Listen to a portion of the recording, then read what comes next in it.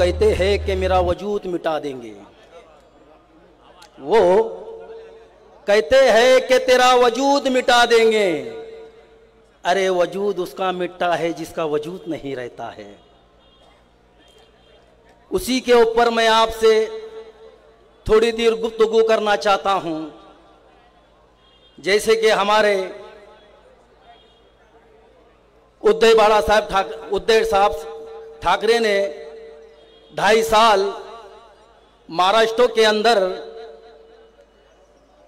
हुकूमत का आगाज किया।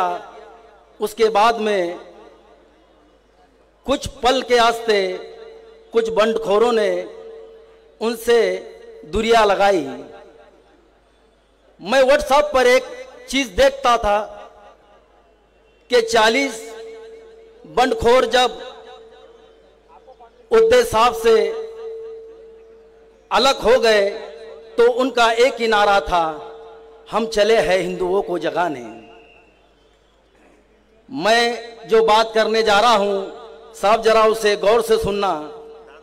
मैं एक हिंदू की बात नहीं करता, ना मुसलमान की बात करता हूं।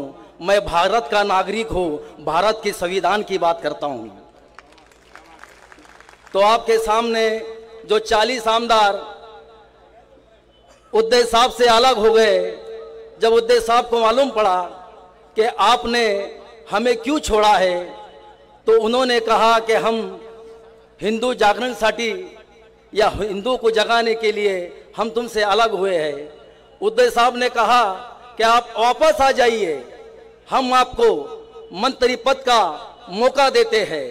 मगर वो नहीं माने, वो बंबई से गुवाहाटी जाते हैं। वो बंबई से गुवाहाटी जाते हैं। वो बंबई से सूरत जाते हैं और सूरत से गुवाहाटी आते हैं। गुवाहाटी में बाढ़ आती है। मेरे हिंदू भाइयों, मेरी बात को जरा तकसीम से सुनना और गौर से सुनना, उस पर जरा तवज्जो देना।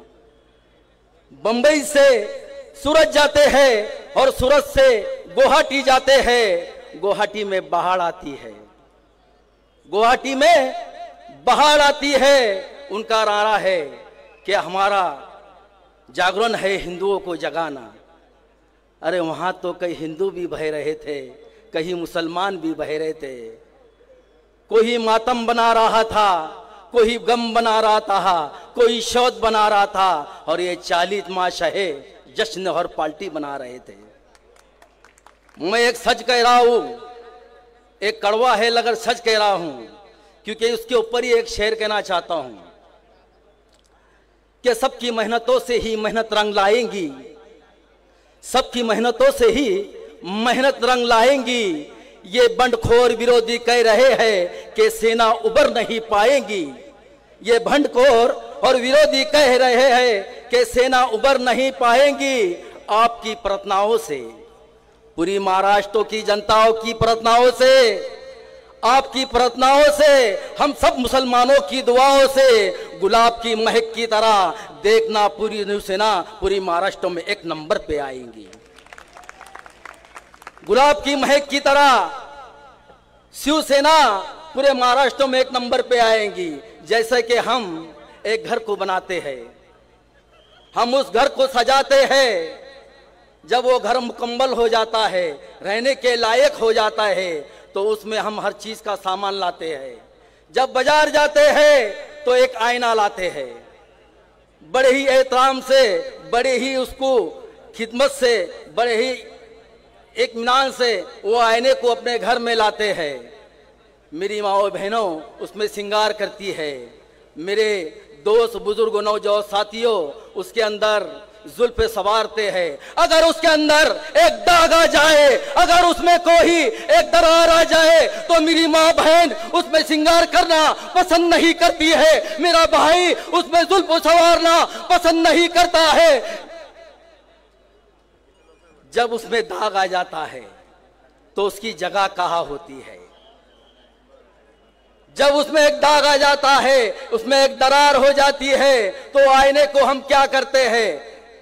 एक तो कूड़े में डाल देते हैं या नाली में डाल देते हैं, क्योंकि दरार वाला आईना हम नहीं रखते हैं। अब ये 40 आमदार, उसके अंदर मैं एक शेर आपके सामने पेश करके अपनी गुफ्तगू को खत्म करता हूं कि जर्रों में रह गुजर कर चमक छोड़ जाऊंगा, कि जर्रों में रह गुजर कर ये शिव सैनिक चमक छोड़ जाएगा, पहचान अपनी दूर तलक मैं छोड़ जाऊंगा, खामोशियों की मौत गवारा नहीं शिव सैनिक को, शीशा हूं कन टूट कर बिखनक छोड़ जाऊंगा। जय हिंद, जय महाराष्ट्र।